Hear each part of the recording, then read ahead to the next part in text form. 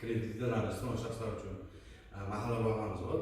25%, 5 yil nimada foiz stavkada.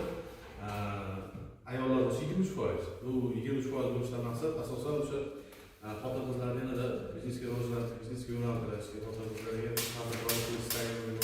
imkoniyat yaratish maqsadida har bitta agrobank kredit liniyasining foiz stavkasi 2% tushirilgan.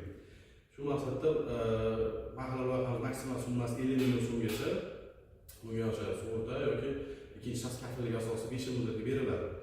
2 yil imtiyoz davri bo'ladi, shu qandan boshlanadi. Bu narsaning asosiy maqsadi o'sha xonadon tomorqasidan umumiy foydalanish hisoblanadi. Misol uchun tomorqangizda sizning yeringiz bor, issiqxona qilishingiz mumkin. Yoniga bitta paket issiqxona, bitta paket chorvachilik qilishingiz mumkin, ikkinchi paket o'sha tovuqchilik, parrandachilik qilishingiz mumkin. Bu maqsad shundan kelib chiqadiki, o'sha 50 million naqd plastikga tashlab berilgan narsa uchala paketni ishga solib, o'sha o'zingiz daromadingizni oshirish bo'ladi. Ikkinchisi bizcha qisqaroq bo'ladi, 12 million so'mgacha muddat 4 yil. Hamda 2 yillik imtiyoz davri hisoblanadi. Xuddi bu ham erkaklar uchun 23%, ayollar, xotin-qizlar uchun hisoblanadi. Keyin katta kreditlarimiz bor, 312 bo'yicha muddati 6 yil bo'ladi.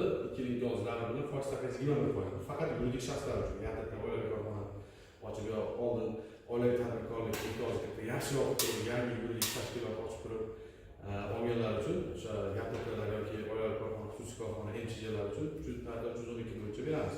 Bu kreditni asosiy nimasi 1 yil muddatga